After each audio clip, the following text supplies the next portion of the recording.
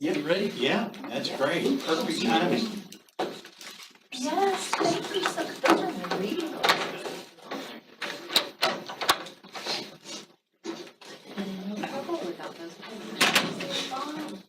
Thank you. By the way, your office is Oh, you called me.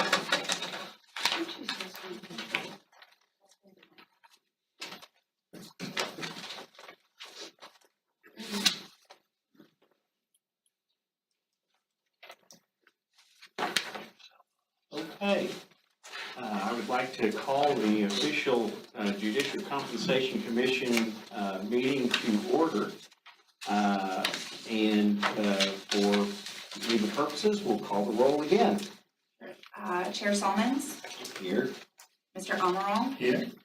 Justice Borland, Here. Ms. Clements, Here. Mr. Davis, Here. Mr. Fideli, Here. Justice Johnson, Here.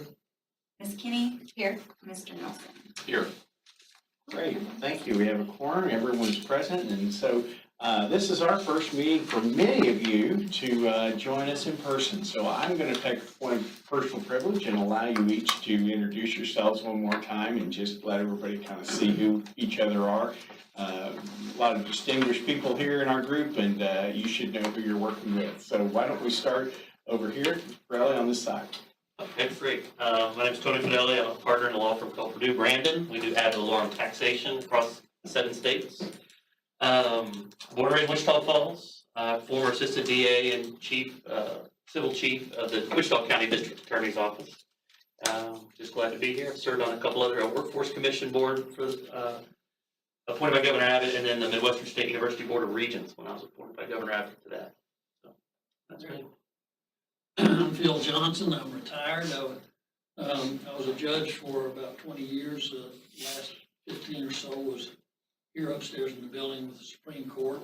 And now I do a little pro bono stuff. I do a little consulting on legal things and drive the car for my wife and do things like this. So I'm glad to be here to work with everyone.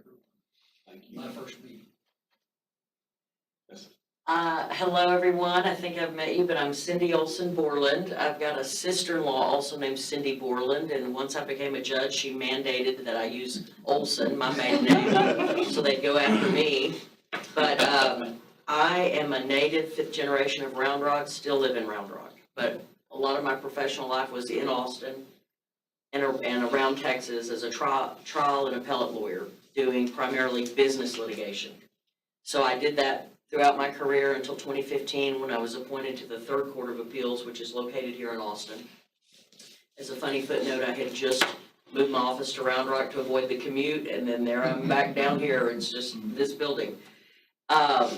Served until 2018, and there was a bit of a sweep for all of the courts of appeals at that time. So back in private practice since 2019, doing the same thing, business litigation and appeals. And other than the service on this commission, probably 10 years ago, I served on the Brazos River Authority, which was my first exposure to serving on a government commission like that. And it was really neat, another neat group of people and just doing great service. So now that I have more bandwidth back in private practice, I'm doing this. I'm glad to be here.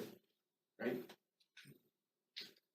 Carlos Amaral, I'm an executive vice president and CIO for a startup company called Sirius Technology. And Sirius is the goddess of agriculture, if everybody wants to know. And we are in a supply logistic technology firm. Prior to joining this, I was on Texas Judicial Council. And I served under Governor Perry for 12 out of 14 years as a governor. I was a board of regent for Stephen and Valley State University, which was my alma mater. I served there for 6 years. Also, I've been kind of working around the state government for a long time, and pleasure to be here. Great. Come to the other side, Ms. Clemens. Yeah, JJ Clemens. People call me Jingjing as well. JJ is my political name. So I am a certified auditor and working in various industry, including banking industry, financial industry, and the oil gas industry. as, do multiple things, business development, government relation, auditor. My most recent position is Chief Global Strategy at Integrated Viral Protection Solutions. But in the political side, I'm working for Congressman Troy Nils as well. In the past, I'm working for the Congressman Pete Olsen for more than 5 years as his Asian Community Outreach Director and Asian, council chair. So, and my last also being appointed by Governor Abbott at Real Estate Advisor Committee. I'm Linda Kinney. I've been retired since '02 and been doing political things for trying to get people like Justice Johnson and Borland elected, and just having fun doing that. Mother to 2 daughters and 3 grandchildren. They keep me really busy. That's great. That's pretty special. Good afternoon. My name's Kurt Nelson, and it's an honor to be on this commission. I was appointed by Governor Abbott in 2019, and I have been in the community banking industry for 40 years or longer. But the last 17, I've been with the Independent Bankers Association here in Austin, a trade association for community banks across the state, and I'm the director of membership for IBAT. And live in San Antonio. Been in San Antonio for 36 years now, and we have 3 grown children. And I am not an attorney, but I'm the proud father of an attorney. Our son is a lawyer in Houston. Well, hello, everyone. I'm Conrad Davis. I'm a retired military officer, spent 22 years in the Air Force, aim high. And prior to this board, I served on the Texas Board of Pardons and Paroles for 7 years. So I had an opportunity to retire from there as well. And live in Sugar Land, Texas. Lived there for 26 years now. And happy to be on the board. Thank you. Great. I'm Scott Sellens, and honored to serve as your chair. And I was trying to, I don't know how many, several years. And I am a businessman. And I told some of you at lunch, I manufacture health education materials for health educators to use in their teaching across the world. Actually, we sell all over the world. And I have other small businesses. Recently bought a foreign auto clinic, so if you need your car worked on, I can do that too. But I serve in the community in the same way that some of you do in getting people elected, working to get strong conservative candidates into office as a volunteer, and have served as a treasurer. And I mention this mainly because it is relevant to what we're doing here. I've served as a treasurer of several judicial campaigns, and I can assure you it's one of the hardest positions to raise money for. It's also hard to help people understand the political significance of those races. So we add to the fact that not only is it hard to, you have to go run for the office, you have to raise the money, and then you get a lot less pay than you probably could use or do in the private sector. So I have most recently helped several, or the last, I don't know why McLennan County has been going through a judicial roundtable, fruit basket upset, but several judges and appointments and so forth that came along that I have been working in, and seeing how difficult it is to get quality people and to help them get into those roles. So it is something that I have a greater appreciation for even than I had when I first came on this commission, which was totally out of the blue for me. I was actually asked to serve on the BRA at one point, and I said, well, somebody else wants it really better than I do. So they said, well, would you help here? And so I have. And so, Megan, would you and the staff introduce yourselves as well? I'm Megan Lavoie. I'm the Administrative Director for the Office of Court Administration. I have worked with this commission for years, previously my role as Director of Public Affairs, and I just haven't replaced my previous role yet. So once I do that, that individual will be working closely with y'all as well. Before that, I was General Counsel, Communications Director for Senator Robert Duncan, and he worked on judicial pay issues, and it was very important to him. So lots of experience in this area, and really appreciate the work that goes into making these determinations, and happy to be here. Angela? I'm Angela Garcia, with the Chief Data Officer with the Office of Court Administration. I've been here more than 20 years, so I know data inside and out, and was initially involved with the commission from the start. I'm Kelly Thibodeau. I am Megan LaVoy's executive assistant. I've been with the Office of Court Administration for 2.5 years. Prior to that, I've worked in other state agencies, from the state of Alaska Attorney General's office to city government in Washington, as well as administration in Fred Hutch Cancer Research Center. Right. Okay, we welcome our guests. We won't have you introduce yourselves, but we're glad to have you as well to sit in on what we're doing. So we will move on to approval of the May 20 meeting minutes. If I could get a motion on that from a member, that would be great. And a second. So moved. I have Oh, yes. a correction over there. Under by my name is Mrs. Correction there, Mrs. As far as I'm concerned. I actually think that date is wrong, the May 20th. I think that was the judicial May council. 12th. Yes, so we'll make that correction. That was judicial council. Okay, so we've got some corrections before approval here. So one, we're not gonna be changing your sex, and so we'll. I would appreciate that. Even though I feel confident, I know what I am. Yes, so we'll make that change, and then we'll make the change to, I think on the actual minutes, it does say It does say May 12th. May 12th, but in the agenda, it says May 20th. Okay. Since it does say May 12th. Yeah. Okay, Yes. so the printed minutes, are they correct on the Mr. and Mrs. or not? They're Okay, so corrected that is now. corrected now. They're Okay. corrected. Okay, so those have been edited, and so now can I, Mr. Conrad? Or Davis? I yield to Judge Olsen. Yes, I move to approve the minutes for May Okay. 12, 2022. Okay, so duly noted, and so may I have a vote in favor? All those in favor say aye. Aye. And any opposed? Same sign. Okay. Let's get an update on the data presentation from Angela Garcia. Great, thank you very much. You have a copy of each of the slides, and you also have a pamphlet from the National Center for State Courts. The National Center for State Courts has been tracking judicial salaries since back to the 90s, and they, every 6 months, will release the newest data. They survey all the states and the territories and be sure to capture updated data from each of those jurisdictions. So I have incorporated a couple of those screenshots on the front into the slides, so you won't need to go back and forth. But for our first slide, is just going to go over again the current compensation structure. I'm sure you're by now very familiar with it.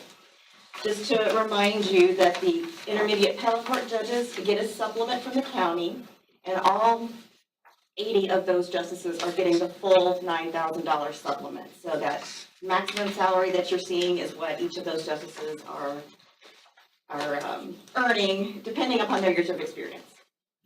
And then the district judges are also eligible to receive a supplement from the county. 82% of all judges receive the maximum.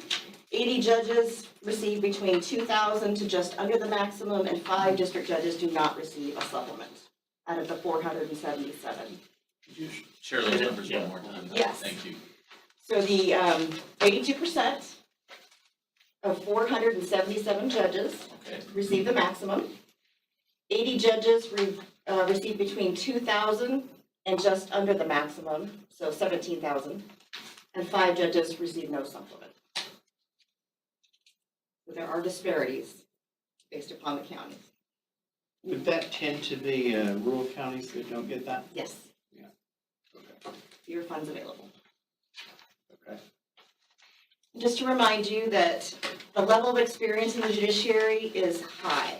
These are not a lot of first years. Can I say one thing too, just about that supplement? So there has been legislative pushes in the past to, I guess, deregulate that supplement, and the judiciary has pushed back against that a little bit, just because it would create inequity among the district judges across the state, depending on where you live and what your county budget will look like, and so, just wanted to add that in there. And I just have one question, and I don't know that this is accurate, so I'm gonna ask. Are they truly capped at 18, or if they go above 18 to the county, then the county just loses some of the state funding? Have you ever heard, is that true? Yes, there, and that has to do with retirement, so that they can, I don't know if we have the numbers of how many judges do that, but, I do have it, I don't have it on me. Okay. So truly, a 8+ district judge could make more than 168 plus the 18 if the county said, we're gonna give you 35,000, and then the state's just gonna cut back to Yes. 17? Yes. And I know that, I think Lubbock, has a drug court. There's one county where the judge gets compensated even more, but then the state reduces the salary, but there are more than one judge. but it can't exceed what is in statute. Right. Yeah. Okay. So as reflected in this chart, the judiciary is very experienced. Almost 80% of the appellate and district judges have more than 20 years of experience as a Texas attorney, and 43% have more than 30 years. And you'll see that in the shades of blue there. Again, very experienced. We're not having a whole lot of new timers come in who have never been a judge before. Is this data correct as of Yes. 2022? Okay, got it. Yes. So by statute, you're supposed to look at the 6 highest courts, and I know there was discussion that may not be the best measure, but I wanted to, based upon what the National Center surveys, latest survey says, just update you with those figures so that you have them. So since the last meeting, there have been some changes made in the other 5 states. This slide shows the composition of the highest appellate judges. Judges in Illinois and Florida received an increase since January. Texas still has the lowest levels of compensation in this group, even when the average salaries of the Texas judges are taken into account. So I looked back and the last base established salary was in October of 2013. So I calculated for each of these states how much of the salaries changed. So since then, all of the other states have had an increase, anywhere from 14 to 48% for the highest appellate judges. And when the new compensation structure is taken into account, where you're getting the tiered system for more experienced judges, 0 to 4, 4 to 8, that has resulted in an average of 14% growth in salaries for the appellate judges in Texas. And that's basically because the over 5 years, right? Yes. Yeah. The base salary did not change. Now, this chart, are we talking the state's highest courts, that'd be Supreme Court and Court of Criminal Appeals? Okay, so And, okay, go ahead. the next chart is. Intermediate and appellate. I do have a question, Angela. Yes. Just curiosity more than anything. I know by statute, we're looking at the top 6 most populous states, but I'm sure you probably have data on all 50 states. Right here, I just didn't have time to crunch it all to give you a Oh, state-like it's- figure. I can certainly provide that to you. Yeah, I'm just curious where Texas would be. in I- that. But it's Wish I on had here it. too. You can That's see correct. for Always on every, it. I'm you sorry. can Yeah, see for it's in every there. state what they pay for. Perfect. So our ranking looks to be 29, is that accurate? Yes, and that's on the next slide. So if you Oh, that's. don't for have the general slide, jurisdiction. but, Great answer to the question. You had it right here at the. yeah, that's right. So for the courts of last resort, it's in the bottom right quadrant here. Texas, at the bottom, it's highlighted at the bottom, it's like a US map, is 29 in rankings for the nationwide and territories. And have you, I don't want to jump ahead, so we'll get to that in a second. Angela, can I ask a quick question? Sure. Have we looked at it, I mean, one of my things that I always kind of complain is, or mention, complaints are better with, mention every time I join the board, is talking about, we compare against California, which the cost of living is astronomically high. Look at Illinois, which is very high, New York is very high. Have we ever looked at it and did a a systematic cost of living adjustment based on each state? Good question, we're gonna get there. Thank you, that's what I want to say. And you'll also find it on here, but yes. That's what I So I'll want walk to you say, through thank you. this, sure. Thank you. And I would argue though that Texas's cost of living Has has increased significantly in the past, since that last raise. Because the house. Oh, no, Yes. yes, but I think just compare numbers, right, I mean, it's not fair, Absolutely, I mean, absolutely. So, looking at the intermediate appellate justices, judges in Illinois and Florida received raises. Texas still remains in last place from January. Since 2013, the other states have all increased between 13 and 31%. And under the new compensation structure in Texas, the average salary raised by 9%. I want to move to Florida, 31% is 26. They were paid very low compared to everybody though, so there's a reason for that. Gotcha. Yeah, they used to be lower on the totem pole. They did, and New York was really bad. They didn't get a raise for about 20 years. It was a political battle, nasty. So, in nationwide, the intermediate appellate courts ranked 23rd, so about in the middle. And looking at our general jurisdiction, which is our district judges. In January, Texas was 5th in terms of average compensation. Now we're back to the bottom in this group. All the other states except for New York received a raise since January. And the average, or the increases in the other states ranged from 13 to 26%. And under the new compensation structure, the average district judge's salary increased by 10%. And for that, Texas ranks 41st in the nation. And the National Center for State Courts, taking into cost of living, provides just the general ranking by the actual salary number, and then they apply it to the cost of living in each jurisdiction.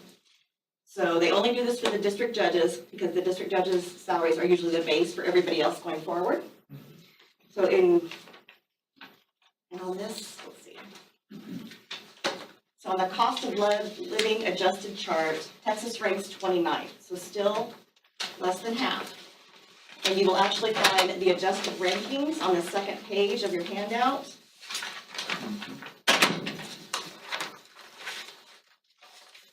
So it'll be the last column where it's showing the adjusted rank based upon cost of living.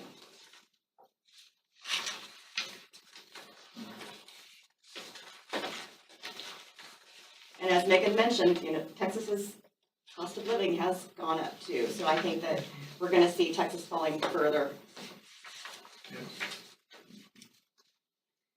And unfortunately, anybody have any questions about the judicial salaries? And just to remind you, I hoped that the Texas Workforce Commission's data would be updated, but it wasn't. So we're still looking at 2020 data. But again, the experienced average Texas lawyer in private sector only adjusts the highest appellate court is making more than that as a very experienced lawyer. And how many years' experience, where are we seeing that? So that was, I mean, did you compare apples to apples based on the requirements of how many years you have to be a judge, or before you can be a judge? their definition of experience is defined by the upper 2/3 of all workers in the occupation. The average wage earned by the upper 2/3 Upper 2/3 of salary or upper 2/3 of of what, salary. years? It says Okay. salary.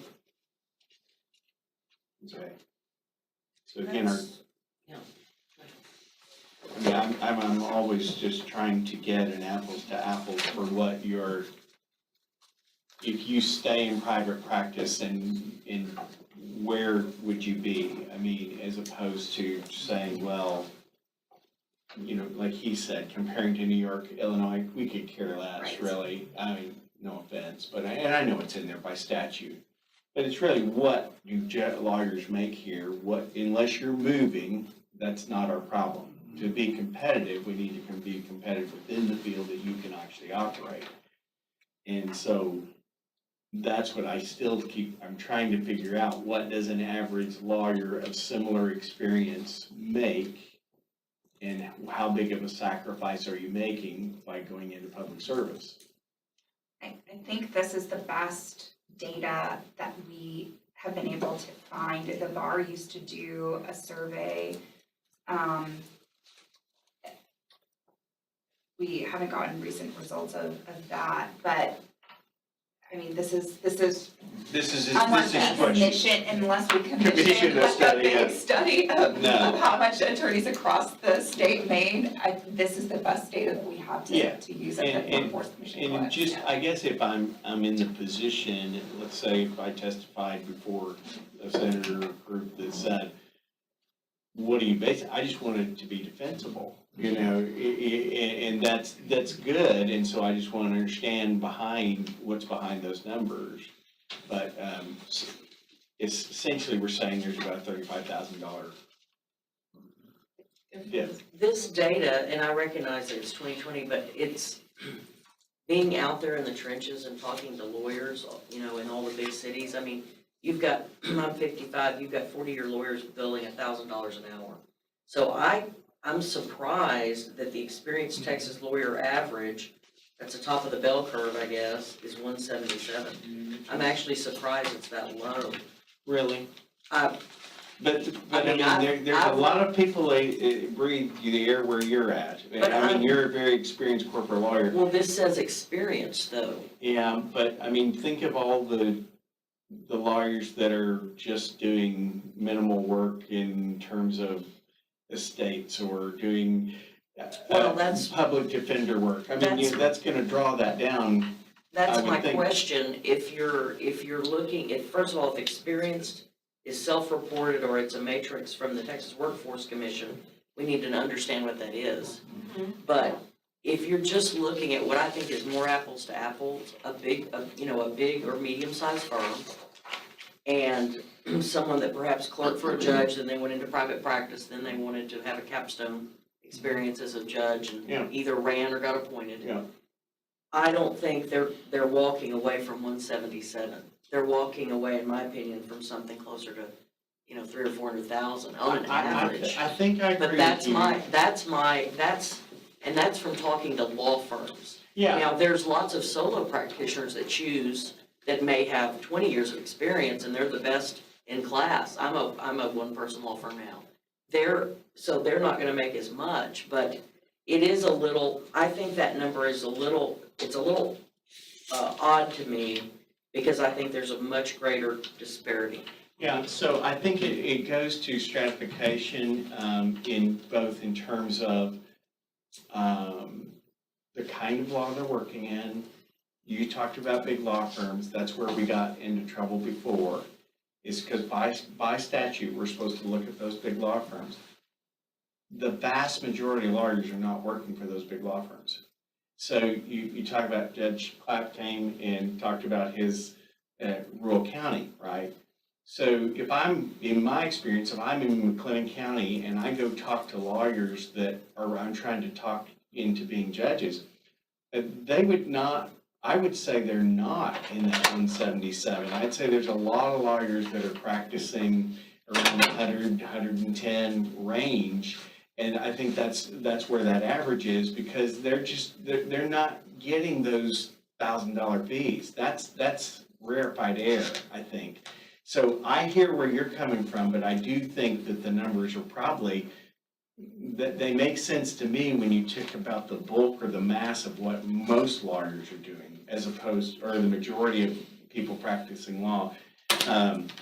But I don't know, I'm not trying to make the case, I'm just trying to. I would agree with that. The last time I looked, I think Austin still is neck and neck with DC in terms of number of lawyers per capita. Yeah, exactly. But a because- lot of those don't practice. Yeah, That's not apples to apples, Right. it's a government and Yeah. that kind of a town, government and sure. education, university, the in-house counsel, but by the nature of any, whether it's civil or criminal, the population centers, Dallas, Houston, Sure. Austin, drive the median average for Mhm. lawyers. And, just having gone through, just in my own little practice, hiring.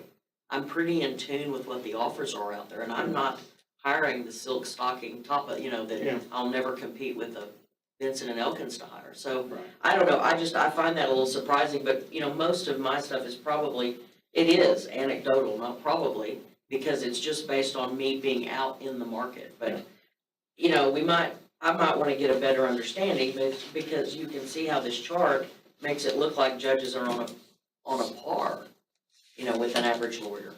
Yeah. And to which I would And say, well, we again, don't I want an think that average depends lawyer on as a your judge. county. Yeah, depends on your county. It really does depend on your county. Yeah, I tend to agree more with Justice Borland, maybe 300 or 400, I don't know. Just, for example, in North Texas, right, more rural, not in the Dallas-Fort Worth area, I was talking to a judge not too long ago who has been on the bench, call it 6 or 7 years, who was at 400 and then went down for various reasons, and this number's also brought down by a lot. I mean, I'll put Rob on the spot real quick. Rob, how many prosecutors are in Texas? Yeah. We have 336 elected prosecutors and almost 3,000 assistants. So take 3,400 are all gonna be under the 177 to pull that experience number down. Just in that sector of, and then the public defenders and the legal aids are gonna bring that down too. But if you look, I mean, even at the judges, district court judges, 90% have more than 15 years experience, which I would call that an experienced lawyer. And so if 90%, even if we got them, as a base, and I'm not throwing the number out there yet, but to the 177 to be average with an experienced Texas lawyer, I think that argument could kind of be made. But Okay. I did have one question for Angie, if I may. So on this chart here, it says the Texas general jurisdiction, which we call district court, right? 154,000, so we know it's 140, but did that 154 bring in the supplements too to get them to that? I'm trying to see how this one got 154. Yes, so that is, Yeah, while you're looking at that, I'll just say, because on here it says the average in Texas for district judges is 171. I think it's using the 4 to 8 year, it is. the middle, the 48 years. Okay. Yeah. I was just trying to, in my mind, marry those numbers Yeah, together. Yeah. I have Because it changes so much based on years of experience that we had to pick a middle Okay, line. that seems reasonable. Yeah. Thank you. I have one question. So I just want to have a clear definition about experience, because it seems to me Texas lawyer average is maybe just new graduate. The experience meaning what, 2 to 5 years, 5 to 10 years? we can we'll reach out to the Workforce Commission and try to get more detail on what it was. What they said on the website was the upper 2/3 of all workers in occupation, Yeah, which is really vague. yeah, it's really, I'm just confused. We'll reach about- out and Yeah, get that'd be clarification. great. Because none of the lawyers that I deal with makes less than $500,000. So I don't know what to do. You wanna hire some of these average lawyers? Yeah, definitely. That's the cheaper ones. I do have to say too that we always used to use the state bar data, and it showed lower numbers than what you'd expect. And the response rates were not good. So I think that anybody who was reporting may have reported really high, but the number of high reports were very small.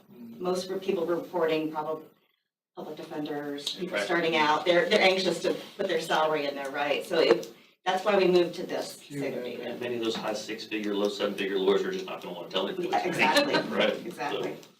I think those state bar surveys though are hit or miss because of the response rate Yeah. and, it's kind of like judicial polls too. It's Right. you're either happy or mad, but there's Yes. you don't get the good average data. I completely agree. So, but anyway. Other questions related specifically to the data and before we hear more from Megan? I think we have a couple I more slides here, do. right? So I got the latest inflation numbers up through June. So just to remind you how the slide is laid out, this shows the base salary of district judges since 1991. The darker blue line shows the actual compensation, and the lighter blue line shows the salary level needed to keep pace with inflation. And it is through the end of June, was the latest available. District judges received a 12% increase in 2013, but they needed an increase by 2018 to keep up with inflation. You'll see that with the red diamond. The current base salary needed to keep up with inflation is now more than $162,000. When we last met, it was $157,700. And so you factored in the new inflation Yes. rate? The current inflation Yes. rate, not just, okay. That is correct. And what number are you using for the inflation rate? It was, so it's the average inflation for the last year is what the CPI is based on. And it was Isn't it like 8 about point? 9% I in was gonna June. say It was 9, 9. okay, Okay. Yeah, I think it was 8.9. Yeah. okay. And if you're interested in the actual figures, I'm happy to share that too. No, it's fine, I just wanted to know how current that is. Yeah. Because by the time we even make our recommendation, it's gonna be even more at the current rate of Yes. increase.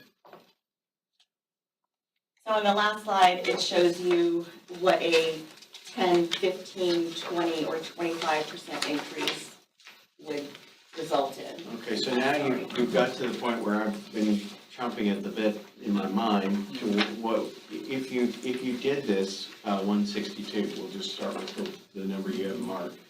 Where would that put us in the rankings? Have you done that at all? I'm not. Okay.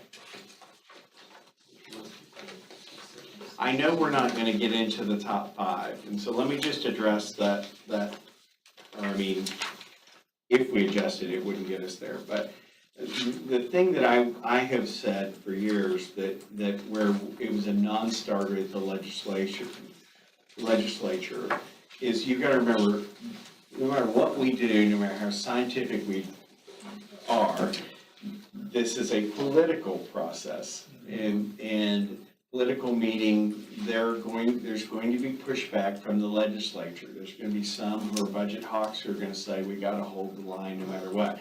There's gonna be some who say, well, that's just not a high priority, whatever it is. So when we came on the commission, we had tried several things and not had success for years. And so I said, well, we've gotta try another approach. And when, by statute, when this commission was set up, there are certain things that Megan has to pull together and report that say these are the things that we show you. Well, by statute, it says show these other states. But I will tell you, with at least some of the more conservative centers, that is an absolute non-starter. We could care less about California and New York. Matter of fact, that's insulting. Don't bring it up. We don't like them, we don't want to hear, we're not California, we're not Illinois, and unless all those judges are moving there, it doesn't really matter. So that's where I said, could we de-emphasize that? And the answer was yes, they did a good job, that where we focused, and that's where we brought in the workforce data to try to give a more apples to apples comparison. So they've done a good job there, and so again, we have things we have to put in the report, but we have things that we can emphasize that we feel like are the things that make the biggest bang for the buck, and don't put whatever's gonna be reported in the Statesman or wherever else, these guys on the defensive, because then we're gonna lose. I mean, it's just, if we put it out there where the legislature's giving themselves a raise, which they technically end up doing in their retirement by giving judges a raise, it impacts their retirement. That is where we're going to have a pushback. And so how do we do that in a way that is politically palatable as possible, assuming there's an agreement that people want to move forward? So that's kind of my soapbox statement, is just to let you all know why I ask some of the questions I do and why I think there should be an emphasis on certain parts of the data versus not. That is my perspective. If I will tell you, my bias is that yes, I'm leaning towards making a recommendation of higher pay. Mainly for the reasons that we heard from the hearing today, very clearly. We need to be competitive. We need to keep the system in good shape. I mean, those are factors that as a state, we have fallen way behind.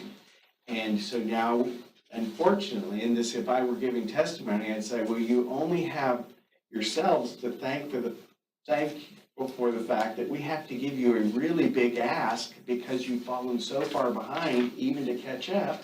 We have to give a really big ask, so of course it's gonna make headlines.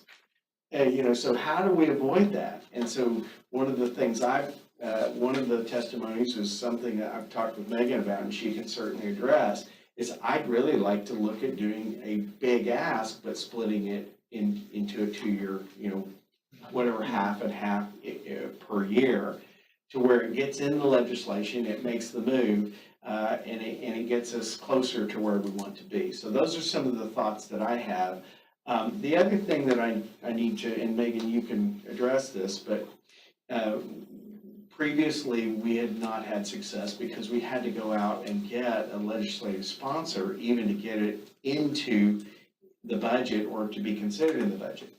We got smarter and asked Comptroller Hager if he would put it on the, what's the right term? Comptroller Judiciary section. Yeah, As an section exceptional item. of the, so that it goes into budget without having to get a political sponsor even to get a start. So it's being considered that way. So in order to do that, Megan's under the gun because those have to be submitted tomorrow. So I know that you're gonna say, well, we didn't have time to discuss this, or maybe you'd like to go get more research. But in reality, I think what we need to do as a group is come to a consensus as to whether you want to recommend an increase. And then two, if you do, is the how much, and how to style that in a way that can be palatable to the Finance Committee, which you've often heard in testimony, which is why I kept asking the question, was what was the reason? What happened? It's fiscal notes is what happened, and it seems to happen in the Senate. I don't know for what reason, but the Senate side seems to do the paring back. And that's largely because the Senate has wielded a heavy hand when it comes to the budget for the last decade. They've been kind of the driving force on that. So that's where I'm saying, how do we get this in front of the Senate Financial or Budget Committee or whatever to get it where it's palatable and enough people will not necessarily raise their hand to stop it as opposed to helping it go through on the budget orders. So. And I would just add too that I think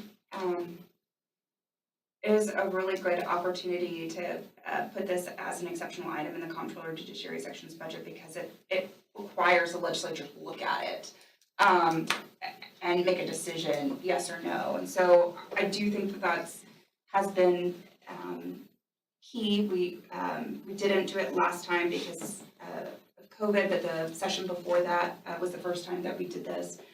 And that was the session that we got the tiered system. So it does require them to make a decision on it. So I think that's really important. I would say that as far as what we actually put in the report and all of the support and messaging, I think we could decide that at a later date, but determining a number today I think is important. And that's good. And yes, and I've already, I was gonna have lunch with Comptroller Hager today, but he had to be out of town.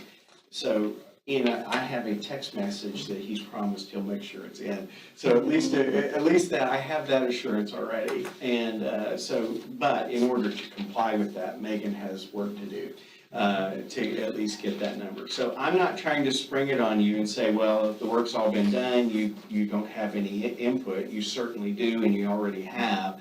But I'm just trying to tell you what we're working towards today, if that is helpful to you all and why we need to do that. And that's why most of this information you got at the last meeting. So this isn't a surprise. This is just kind of refining it, and now we have the chance for public hearings. So I'd like to open it up for your general comments. Oh, Megan, do you want to talk first? On the last slide, we do have just based on conversations that were had during the last meeting and then echoed obviously in public testimony, we do have percentages. And the cost, and I do have, overall cost figures too, that are not in here, that we're still fine tuning, but, I only have for 10, 15, and 20. And that, you know, the judicial salary portion is actually, if we were just doing the salaries for district judges and appellate judges, the amount would be small, but there's so many things that are tied to the salary of a district judge, prosecutor salaries. We have the county judge supplement, we have the county court at law supplement, we have legislative retirement, we have judicial retirement, and so just a lot of things. Associate judges are now based on the salary of a district judge as well. They get 90% of the base salary of a district judge. So there's a lot of things tied to it that escalates the number. Yes, and you don't have that total fiscal note, or you do? We do just for 10, 15, and 20. Okay, so if we So do I more, can we share can work that. Yeah. Okay, so before we move to the specifics of the number, I want to give everybody an opportunity to make your remarks concerning what you heard at the hearing, and then your general leanings, I guess. Where do you see your feelings in regard to, I mean, I think some of it's more obvious, have shared already that you think we're way behind and we need to better do something. Others may feel like, you know, I don't think it needs to be that big. But I would like to give each of you the chance to talk, and so that this is that point now, and then we'll come back to Megan's more specific of what that number would be if we make that recommendation. Is that okay? Yes, and typically, and in the past, you know, this body's role is to recommend what they think the appropriate salary is for a judge and what a judge should be making, and not, I would say past commissions haven't really delved as much into like, what's the overall cost of the retirement cost, how much is that gonna, but we do have those figures to share with you. Yeah, and I think it's good to know. Yes. I'm a little bit, maybe, a bigger picture. I feel like, you know, it's easy for us to be very myopic and just focused on this one question. But I also will say our track record was not particularly good as a commission in getting those raises. We did eventually, but it's been long stints between. And that's also the nature of the fact that it is a political process, and you got everything that could possibly happen, and then you have a biennium, you know, legislature. I mean, if the oil prices were down right now, we would not be having the same discussion. Everybody bringing, as you saw in the forefront, everybody's talking about the surplus. Well, don't assume that every other entity and every other request has looked at the surplus and think they should get their little piece of it. So that's the challenge that we all face. So if we could, let's just go around the room. We'll just, yes, go ahead. Okay, well, a couple of things. I was impressed with some of the speakers we had for our public hearings. Two things that takeaways for me was that with Proposition 4, or the amendment to the Constitution, the fact that we're saying that, okay, we want better qualified people, Right. then I think it goes hand in hand that you have to pay people. I agree. I like So that statement. if you want the Heisman Trophy, you get winner. I think You gotta pay them. pointing out that there has been that event that has occurred is something I think, Megan, that we should have in the report. Yeah, and I think the second piece to it too is that, again, the population in Texas is proliferating. I mean, we're 28 million, soon to be 30 million. That translates into workload. Yes. And so once again, we're gonna ask the people who are already working hard to work even harder. So I think that there should be some compensation for that. And so, you know, I think several years ago, it was 1,500 people were moving to Texas every day. I don't know what that current number Yes, is, it is. but it seems to be high. And if you look at the, Angie, if you look at the demographics, I think 5-10 years from now, Texas is gonna gain another, you know, Yeah, we're draining California. several million people. But to wrap up, so my leanings is the 25% pay raise, split in 2 years, 12.5%. Okay. That's my leanings. Yeah. I feel actually you said what I want to say. Yeah, the first thing is really important to get high qualification people. You need to get a pay. It's, common sense. Number two, since we don't meet very often or after this adjustment made, probably another 2 years. So if we don't have the right number percentage, that we're gonna fall behind again. So I think reasonable to do 25%, but again, not maybe one time, maybe split a few years. Also, I think if we consider this process, it's more like a negotiation process with the state. We want to throw them a high number, they maybe come down. If we throw them a low number, they're gonna lower it further, so. Yeah, and last time they didn't do that one, did they? No, yeah, And matter of fact, if I may, Mr. Chairman, I do agree with both my colleagues that mentioned that it was 25%. Last time I was not sold, and I'm blunt, honest, that I was not given a lot of detail when I joined last time, and I didn't think that we should go on as high as we did last time. But I seen the situation in Texas, and the way the salaries and the judges been paid, and a lot of the issues that was brought out today. Judge Clark did a phenomenal job kind of presenting and discussing some of those major issues that we have, and I think that with those arguments up front, I mean, I will personally affirm that I will go meet up with everybody in Calhoun County and talk to them individually.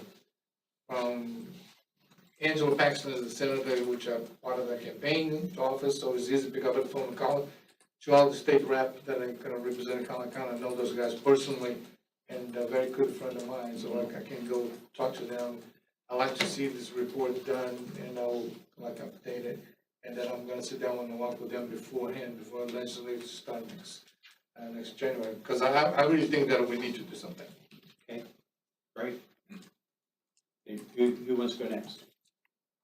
I want to be sure everybody talks. I totally agree with the 25%. I think that if you go any lower than that, they're going to knock it down, and we're gonna end up with just a very small amount, if any. I agree with what everyone else has said. I learned an awful lot this morning with the testimony that we heard from the people that gave up their time to come and talk to us, and was very appreciative of that, because there were things I didn't know. I think that splitting it, the 12.5 and 12.5 is a very wise idea to do it that way. I think it would be more palatable.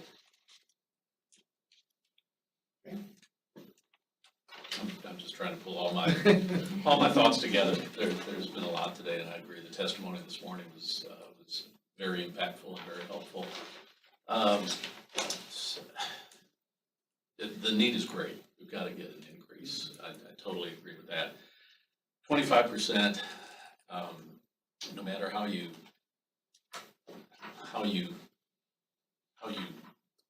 position it, that word will get out. 25% is that fair and reasonable? And I don't want it to be summarily dismissed because it's 25%, even if it is over 2 years.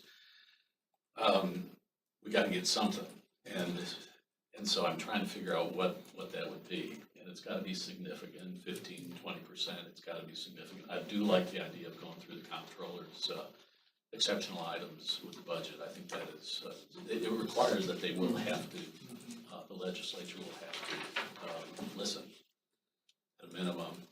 Question, and I don't want to chase a rabbit too terribly far, but maybe just a quick tutorial on the coupling of the judiciary to the retirement with the legislature and the decoupling, or because it seems like this is always going to be an issue, and is that even something to make a recommendation on, and I know this commission has considered that before, and there are a number of us that are fairly new on the commission. I don't know if there's any history, Megan, that you can share on that, because Yeah, so the commission has recommended in the past decoupling, but it's hard because there's half of the legislature doesn't think it should be decoupled and the other half does. And so, I mean, I think I don't necessarily think that that's an issue that this commission needs to weigh in on, because they're already having those discussions internally and on the floor. I think it was in 2019 where there's always a bill that's filed to decouple it. And I believe it's on the House floor, that it made to the House floor, and they were talking about it, and so it ended up being brought down. But I don't necessarily think that this body needs to make that recommendation, because it's already something that they're having discussions about on the back halls, on the floor. It would not be a new idea to the, No, and again, I think we want to be careful that we don't sidetrack what we're trying to get done. And I agree with it. Yeah. I think it should be, that's my opinion, should be decoupled. But again, it's almost like a non-starter with some people, and it's like, I don't know that that's what we need to cloud our presentation with. another question, back to the testimony this morning. I think the testimony on the cost credit conversation this morning, how does that get rectified if we just do 25%? I mean, we had great testimony today on a number of items and the fiscal impact. So there would have to be there would have to be a separate, statutory change, there would have to be a separate bill. So in the past, the legislature there's either been a bill setting what the new salary is, a separate bill, or they've just done it in the appropriations bill. Because the statutory language, it was changed that the salary of a district judge has to, I think the exact language has to be at least $140,000, so they can give a raise just through the budget without having a separate bill, but those changes would have to have a separate bill. And I think if we want to make a note in our report that that's a disparity that needs to be rectified, I don't have a problem with that, but that would be a recommendation on, I think. I agree with that one too. And that's something that the commission has done. They usually, in the past, set the number or the recommend percentage increase, and then they'll have a set of recommendations below that. And so that would be a great place to put that. And again, we don't have to, we could put in the recommendations, the decoupling, but it might make our recommendation more of a target for just dismissal. So if we think the other is not nearly so controversial, then, we know, like she said, we know some of those issues are going to be taken up by other legislation. So it's like, yes, we can make it known, we can put a voice to it, but again, which detracts from what our overall goal. Tony, do you? Okay, sure. And just to be clear, the decision, this is a great discussion, and I've got several points to talk about, but the decision today is what's the number, so that we can get it to the comptroller office by tomorrow, is that correct? What's the percentage? Percentage, Yes. okay, great. Of the base pay. Of the base pay. And so I do believe that base pay needs to go up. I think that's how you have those individuals to make the decision to run for judge. That is looking at what the base pay is, because you could say in 4, 8, 12 years you're going to be there, but in order to I think our goal is to try to recruit or to incentivize the most experienced, most talented judges to put their name in the hat. So I think the base pay is what, I'll say that as far as the legislative component and the decoupling, maybe just to throw out there for thoughts is, I know that oftentimes legislators are worried about the optics of going 25% and their $600 a month salary, and then all of this, after X number of years, they get the retirement. Could we possibly look at a reduced coupling? So if we go up X percent, it's a mathematical equation, it's just say a state representative is paid 85% of what a district, or in retirement, to reduce their retirement percentage so that it stays even. So the ones who want to completely decouple, or the ones who want to not decouple, they get to continue with their retirement, portfolio or plans, but they're not going to have to worry about voting for themselves a retirement raise. It would keep it. So decoupling from this particular recommendation of a raise, is that what? Well, no, just saying, instead of the calculation that says that in retirement a legislator gets this, just say they get 80% of this, or whatever the number is. Yeah. If so. I mean, I think that the other I would say if we're going to, if this commission's going to make a recommendation that it should be decoupled, it should make a recommendation of what it should be tied to. Because I think in the past, that it has said, yes, it should be decoupled, and the problem is what do you tie it to? And they haven't found something equitable to tie it to. But I have heard ideas of tying it to a specific date. So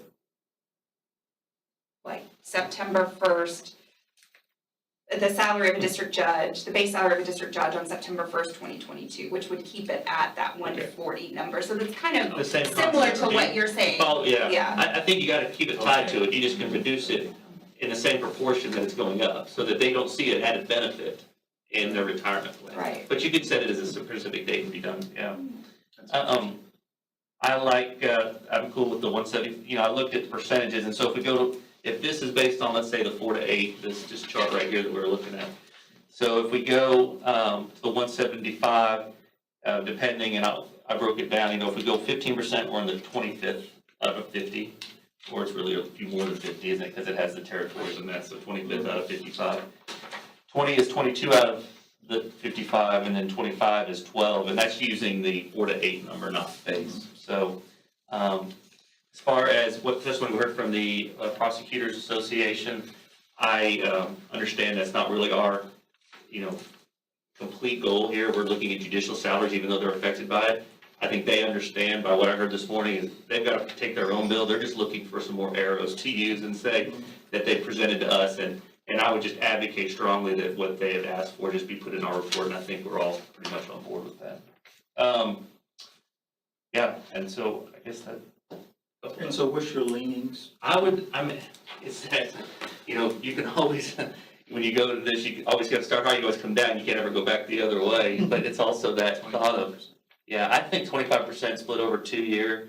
We keep talking about this 12 billion in GR, and it's actually, by all accounts, going to go up. I think it's a conservative estimate. But a lot of that's already spent on healthcare issues. So a lot of that's already eaten up just from different funding.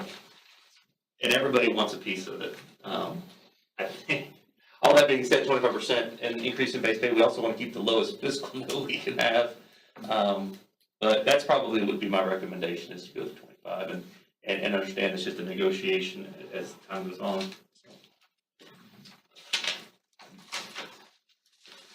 Chief Durant. Well, let me first of all, Robert, didn't you say that the cross-credit provisions and how those things work are gonna be part of your legislative program? Yeah, I'll be responsible, I'll be drafting legislation for that. Right. It's a separate matter, and I'll be happy to share with you when that's drafted. Yeah. So I'm carrying the ball on that one. yeah, I my view appreciate is your the support. more complicated this gets, the more problems we have. And I don't know exactly how those, who have been here before, know better than I, what the view is. Do they just want a number or recommendation percentage? Or if we put a Christmas tree in there and start hanging ornaments on it, We're not doing a Christmas tree. We're doing, those would only be comments. We're saying our recommendation is a percentage increase of base pay, and that's our primary focus. And then anything else we add to bring about equity is just a sub-note. It's not something they have to vote on, do or not do. That would be taken up in legislation, separate legislation like this, or it would be taken up, outside of our purview. We're not into, we don't do that. Okay, well, that's, Right. I was a little concerned that we end up with a Christmas tree. Another question I have, Megan, do you have the numbers?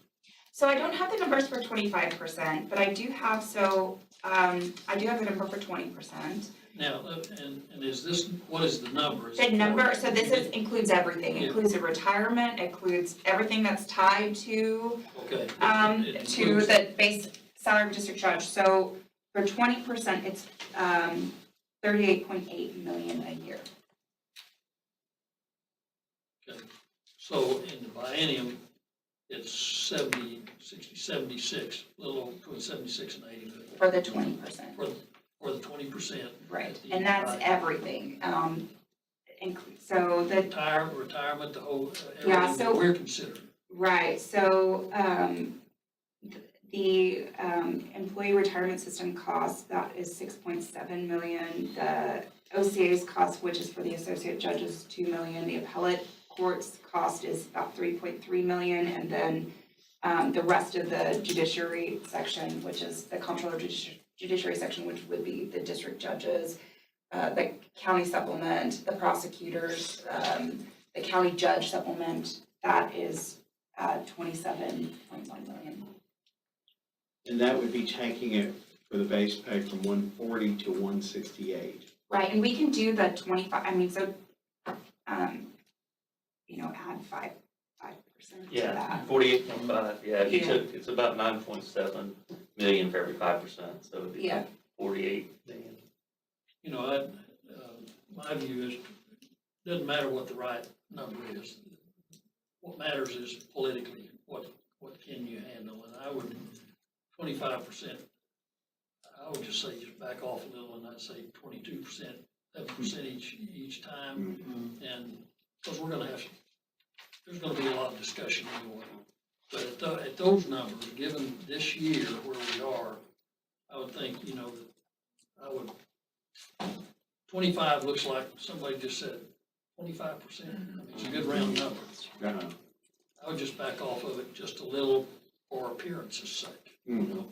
22 gives you 11 and 11, and it's gonna be, and those numbers are manageable, quite frankly. I mean, that puts you up around 38, 39 million at a time, but those are manageable numbers, given the size of the budget and inflation and everything else. I mean, that's just not those are not big numbers, so I would lean toward that.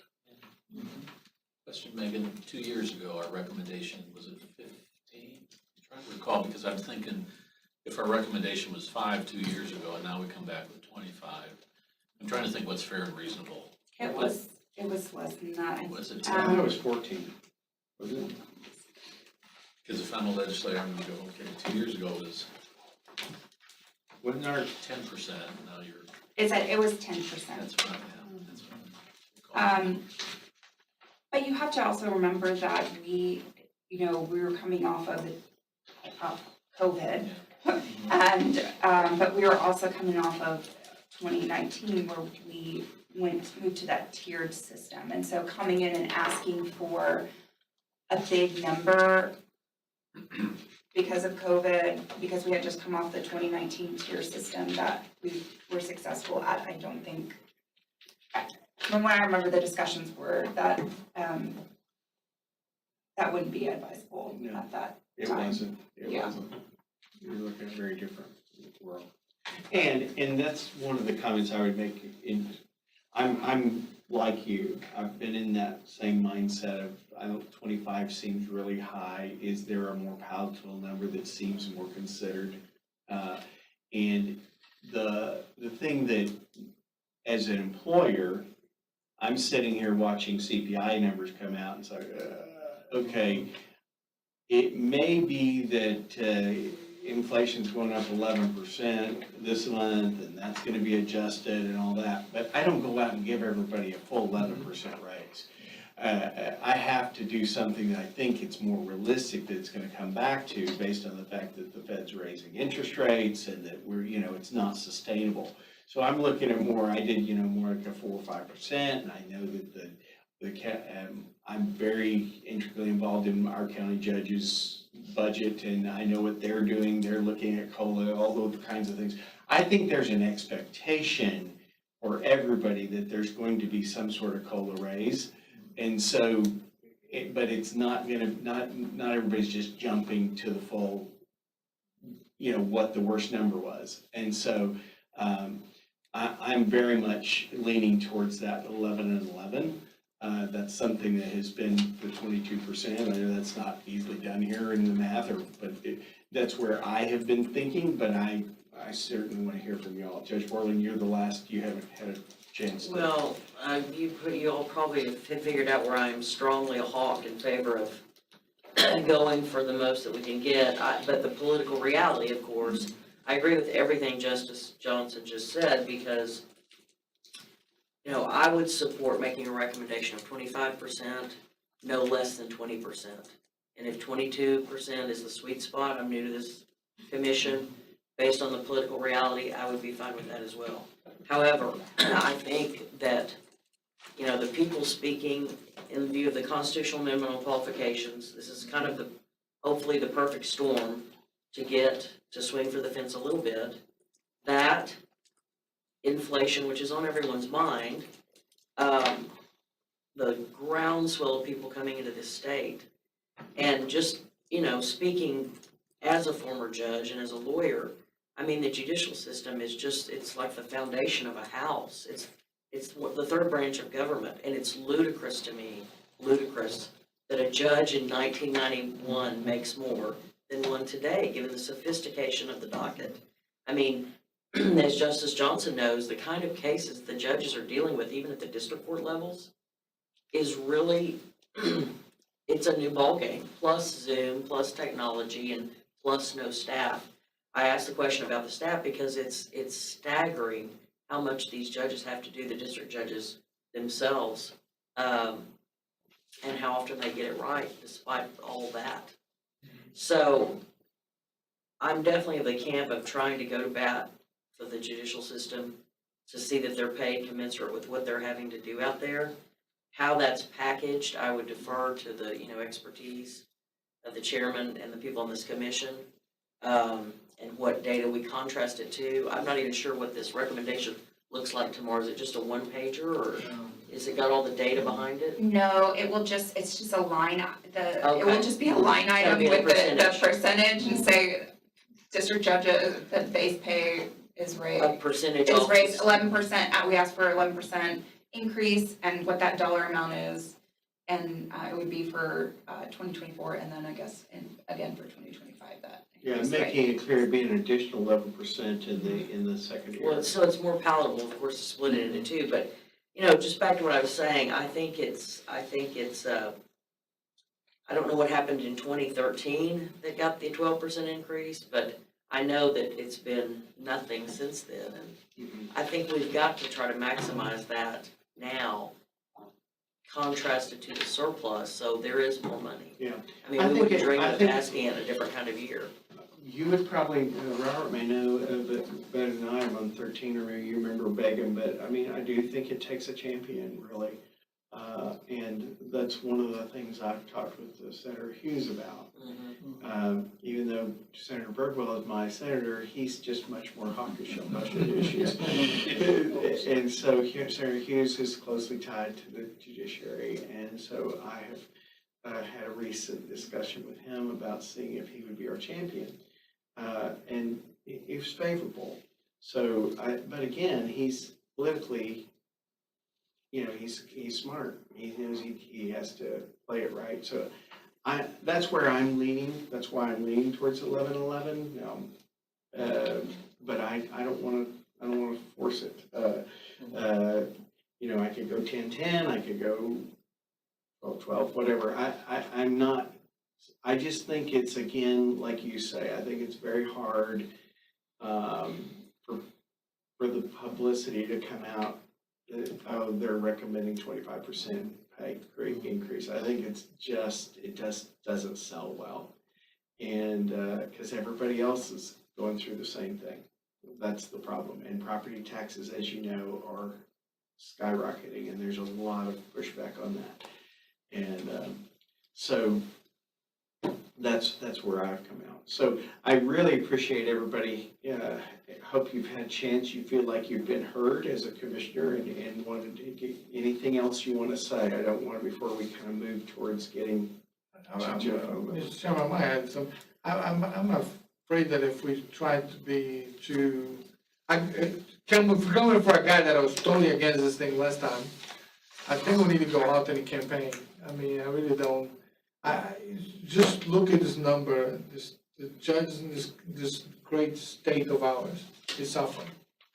We can say a bunch of things, but I think that the arguments that were presented today, if we put it in a nice format and explain, is going to be a matter of kind of people campaigning to the people that is budget hawk. Hughes, I know him pretty well as well. I mean, Angela Paxton, some of the people that are really big and on those things. I know Ben Patrick, I know those guys pretty well. We should be able to go and chat with those guys and explain what's going on. I mean, I don't know if 11 sounds great. I mean, I don't have a problem going that route. The 12.5 sounds great as well. But going any lower than that, I think is gonna happen what we did last time. We had 7.5, we got 0. And I think, Yeah. and every time that we delay making the right move is create a big hole for us to come out. So eventually are we gonna give eventually 50%? Yeah. That's the That's the drawback. problem, yeah. Right? So we know if you don't go ask for that kind of payout today, I mean, when are we gonna catch up? Yeah. I mean, like I said, I ignore the Florida, the other says of Florida, I love Florida. So if Florida gave those guys the adjustment in Florida, why not Texas? We're Baker, why not Texas? We're better, right? And we're better than it as well. Okay. Well, I think packaging this as a catch-up Yeah. also, that's the reality. Yeah, I That's agree. the reality, just to catch them up. I agree. And That needs to be, That has Part to of it. mitigate against this, Yeah. and, you So- know, maybe it's 12 and 12. Yeah. And we're a little closer. Yeah. And they back us, you know, I'm torn, especially being new to this commission. You know, we're supposed to be the thoughtful, reasonable data crunchers and studying all this. I don't wanna get too far into the political mechanism of it, even though that's the reality. Yeah. But I can just tell you, anything below 20% to me seems, yeah, We'll and never catch up. I don't feel, we didn't hear that from anybody, so I Yeah. think it's No. now a matter of what do you want to do. So consensus-wise, before we put it in the form of a vote, is there, I think I heard there's a general consensus that we need to make a recommendation of an increase. Yes? Yes. Okay. Consensus-wise, people like the splitting. Is that true? Anybody Yes. having a problem with splitting and doing one and then an additional year? Okay. And that's doable, we've done it before. Then comes the question of how much. Nobody that I heard said less than the 20%. So basically we could, I guess my point is, I'm a little skeptical about being, acting as though we have a negotiating role. We don't. We have one shot, right? Right. And so I don't like I know some people said, oh, you gotta throw it out there and then they're gonna cut it anyway. Well, I hope they would consider us more to, if we go and testify, that we've been very reasoned about it. Not that we're just trying to Right. throw out the biggest number to see what you're gonna cut back. And so, I think we should go for the number we believe that it's going to hopefully be. Now, granted, it may be cut back, but that would be, it's not gonna be necessarily based on the percentage number as it is gonna be the total fiscal number. And we're not in that debate, we don't get to talk. So my recommendation would be to go with the 11-11, but I'm certainly open to being outvoted. So, does anybody feel stronger about the 12-12 or 10-10? Well, again, a little strong about the 12-12. I'm reminded of, it was maybe 3-4 years ago when it was a significant increase done for the Texas State Troopers. Yeah. And do you remember what that number was? I don't either, but I mean, it was over 20%. It was Yeah, a number that's right. that caught them up. Yeah, it caught them And, up. and I don't think they'll go back to that. I really don't. But, so we've got to somehow figure out a Exactly. mechanism to bring out district judges, bring them up, and then keep them up. Yeah, and if this is 12-12, well, keep them up will be that we keep meeting and asking for more, because it's a legislative, that's all we have to Yes. do. We can't get them to obligate beyond their No, current understand. legislature. So, I'm not gonna fight the 12-12. Is that a consensus? What, 12, 12-12. 12-12. I'd push that.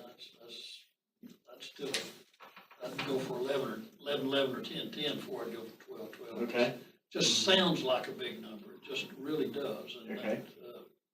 so- Well, it gets us 22% certainly moves us closer to, where I think is a catch-up number. Is there any benefit to, oh, I'm sorry, did I catch up? Well, in 2013, they did it 12%. Yeah. That's that number. We're proposing this twice. Yeah. Back-to-back sessions. Well, it's back-to-back years. I'm sorry, back-to-back Session, yeah. years, budget Split years. session, yeah. Yes. My thought is, okay, so if we do 11, so will that make that number above 40 million anyway?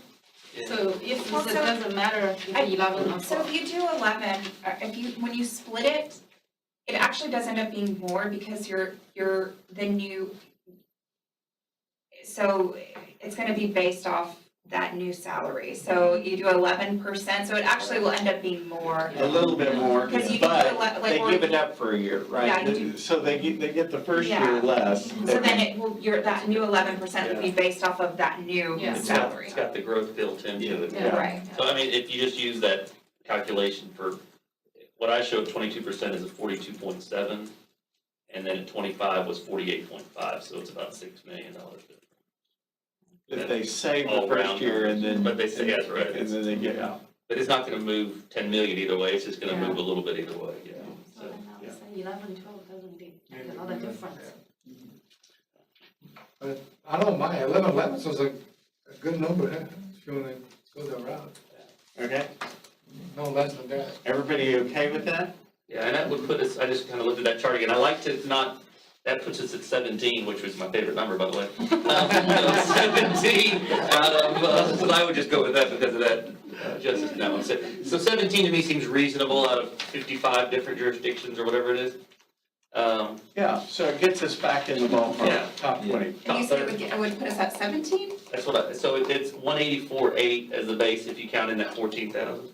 Okay. So the ranking, Right. he's saying. It's 170, yeah, it's 170 plus 14 to get us in that. And so what does that number, if we do, what is the base pay raise to it at 11? At 11, it's just So- over the 168. Yeah, it's 170, 800. 170, 800, yeah. yeah. I'm looking at you, I'm trying to, I know is this how I'm supposed to do this? I'm just trying to get consensus. We'll have to, I would make a motion. We'll do a vote, I Yeah. just want to, before I do it, put it in the form of a motion, I want people to speak up. So I tend to agree with Justice Johnson. I think 1111 is tolerable. I like to hear what Megan says. Yes.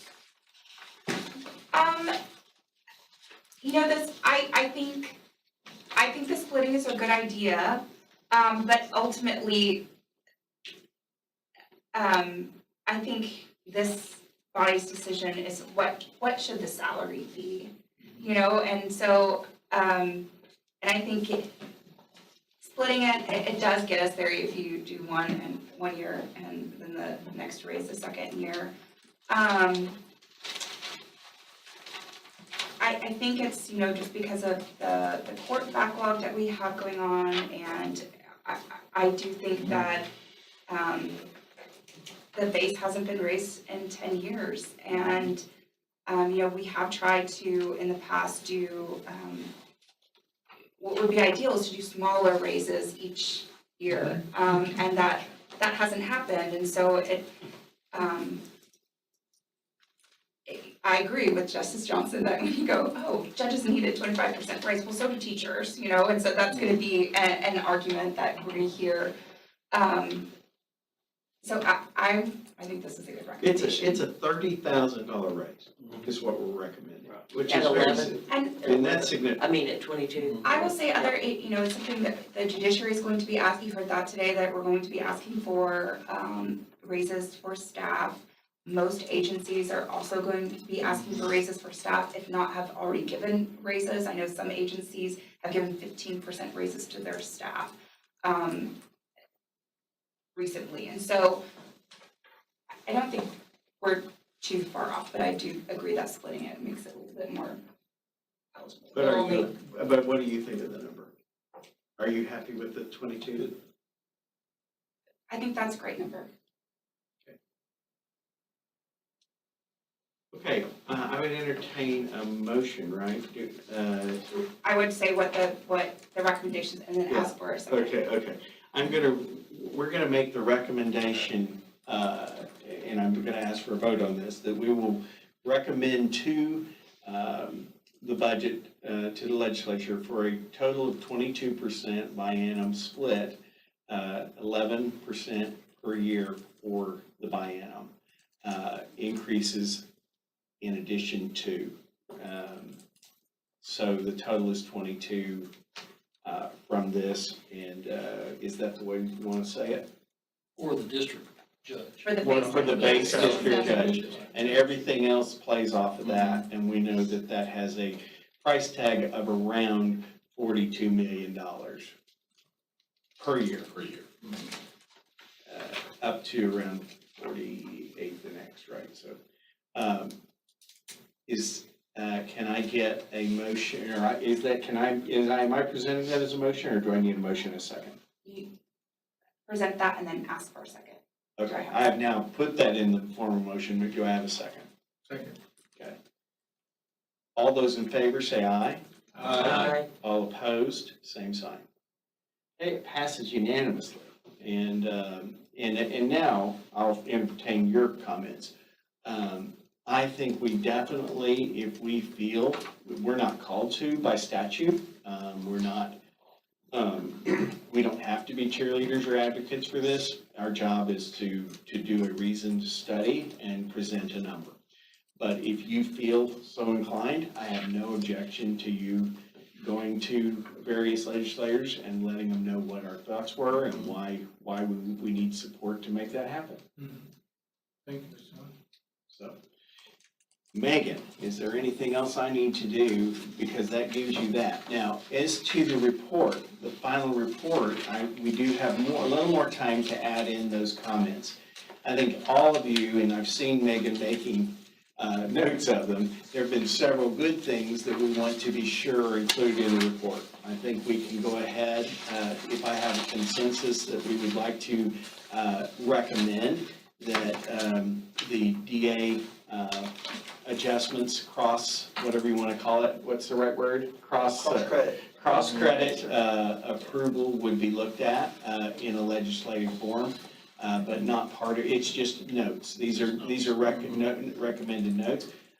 We also could put a note in, suggesting that, that the fact that it is coupled with the legislative salaries does seem to present with us having these long-term gaps of adjusting judicial salaries, and if there were a way to decouple, it might be worth considering, but, I think if you decouple, it's gonna cause a lot more. I like Megan's idea of just putting date certain. yeah. So that they can say, we're not getting a We raise. could, and we could just say date certain from this point forward, that it's for, as of that date, whatever that was. Now, if they wanna do it the date after they pass it, or if they wanna do it the date, that's up to them. So, And yeah. then also from the TDC, I think also just a note in support of that, making that tiered system, just that we think the district judges and the elected district attorneys should be equivalent. It would be kind of what I would think. The other note that I've considered that she just pointed is putting ourselves out of business. And that is to say that they are looked at a COLA adjustment annually that could eliminate us or the need for us, but which, If you talk to so Michael Schofield, who is now a legislator, he was with the governor's office when this commission was created. He always comes back and says, that was my hope, that this commission would recommend a COLA, which they have in this, a couple of years ago, I think the recommendation was 5%.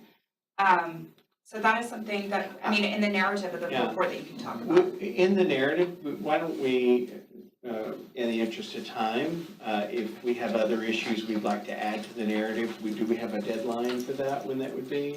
So the report is due December 1st. Okay, so we've got time on that. It would be ideal if we could get it out earlier than that, so that when Okay, well, you people are having discussions with their legislators, that they could have. their tell words us, and if, are we meeting again? We would probably meet, I'm guessing, by Zoom, to adopt the report. So Okay. we would circulate it and then Okay. adopt it. So recommendations for additions for the notes, I'm certainly open to recommending a COLA and putting myself out of business. But I don't know that that's gonna happen. And what that number would be, it could be whatever the CPI +1 or, whatever you wanna do. But I have been frustrated that this has to be a political issue, honestly. It shouldn't be. It should just be, we're trying to maintain, but that would be a good place if they give us the raise, the 22, and then do a COLA for future years. That would be, I think it should be something to be considered. But we can circle back on our meeting on that. And were there any other items that you wanted in the notes or recommendations? I do think if you'll please, we have to submit the whole report, but we certainly want to emphasize the workforce commission adjustments over the state comparisons. However, we make that as small as we can. Because I know right up front, nobody cares. It makes them mad for whatever reason. Sure. So those are my thoughts, yes. The coupling or decoupling of the legislators' retirement is a really sensitive issue. And if we address that, we're gonna, no matter what we say about it, we're gonna offend one segment of the legislature. Yeah. I would be really hesitant to do that. Quite frankly, it's just not gonna happen, number one. Politically, I just don't think it's gonna happen. And number two, I'm not sure that's, I'm sensitive about commenting on that. Well, the only thing to factor is I agree with you. It's been in almost every other report. Okay. And so it's not that it'd be new territory for Okay. us. Two, it is clearly a factor in why we have this problem. Of course. So I don't know that it hurts to, especially if you came up with an idea of doing a date certain, then those who are for it could say, don't do it, but at least get it away from where we are trying to get judges appropriate raises. Well, if it's been in the reports before and they're used to seeing it, that's okay. Yeah. Just, No, I hear you. that's- Yeah. We wouldn't necessarily be opening a new can of worms is all I'm saying. But I don't want it to be our lead. Okay. Megan, have I done okay? Great. What you need? Yes. Okay. Any other questions, concerns, thoughts for the good of the cause or the state, of the fine sovereign state of Texas? So if we have additional thoughts for the report, should we just email those to Megan? Yeah. I mean, I don't mind just saying it here. I'm just trying to be respectful of your time. No, If well, you no, have- I'm just talking about if something pops up. Yeah, absolutely. And then they can be circulated and we could even have a Zoom meeting prior or the report could be slightly edited probably at the time of adoption. I just think the thrust of the report should be piggybacking on the constitutional amendments and catch up. Because no one can argue with either of those. And population growth. And population growth, everything that people are feeling.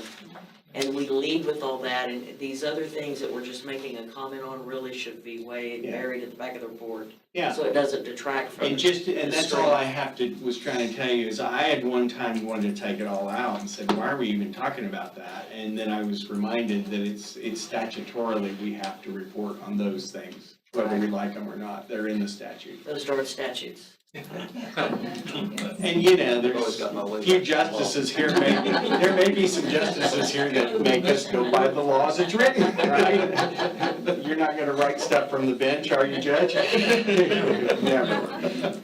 Even pet care. So, okay. Any other comments, questions? Well, good work, you all. Thank you so much. I hope it was Mr. Chairman. Any idea when we're gonna get something on this, Megan? So I am thinking,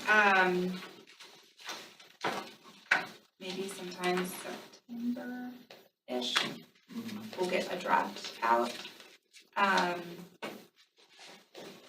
Maybe before then, but that's kind of that would be my goal. Well, yeah, our key work is what you, What's the saying? overcommit, underperform. Yeah, do the opposite. Well, the reality. OCA speed dial, like we need this data, this data, this data. Plus all the parachuting requests you're getting, Yep, right? it's a lot of moving parts for sure. Okay, we are adjourned. Thank you all. Well, let me on. Yes. Thank